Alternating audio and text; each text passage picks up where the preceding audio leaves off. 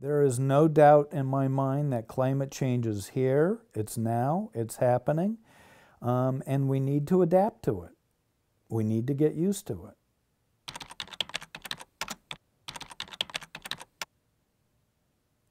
My name is Peter August. I'm a professor in the Department of Natural Resources Science at the University of Rhode Island.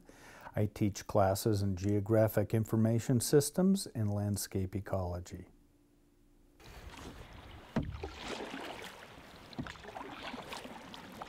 Wood River has been part of my life in Rhode Island since my wife and I moved here in 1981. My wife noticed a house had come up for sale. It was a waterfront property, and we both fell in love with the location and bought the house. I was immediately concerned about the likelihood of the house flooding when the river elevations would go up. The 100-year flood line, as it turns out, was pretty far away from the house. It was much closer to the river.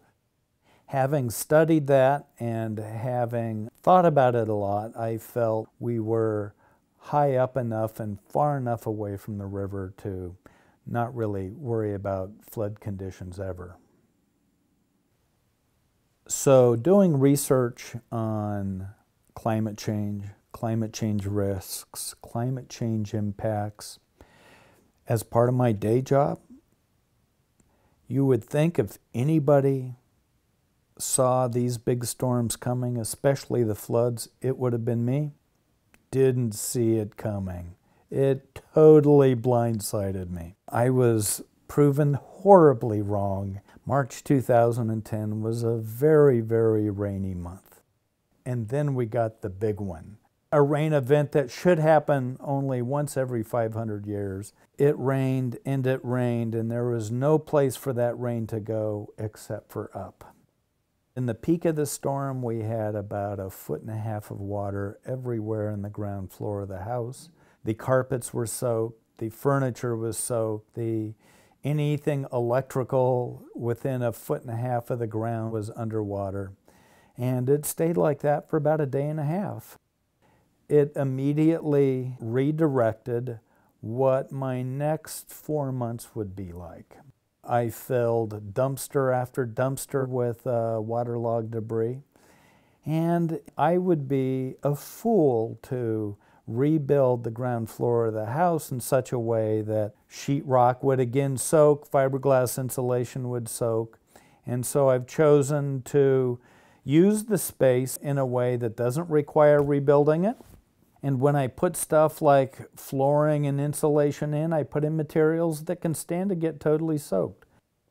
We're all living the new normal with big storms here in Rhode Island. Hurricane Sandy in the fall, we had a couple of significant nor'easters, and then we had our big blizzard, the one that brought us 1 foot to 1.5 feet of extremely heavy wet snow and 60, 70 mile an hour wind gust. We had prepared ourselves well for the big blizzard until the big pine tree chose to fall down in the front yard. We weren't prepared for that big pine to come down, but I think that we did pretty well during this storm. Cleaning up the mess from the fallen branches and a rather sizable pine tree that came down in the yard is going to be my spring and early summer hobby, removing the branches and figuring out what to do with all that old pine wood.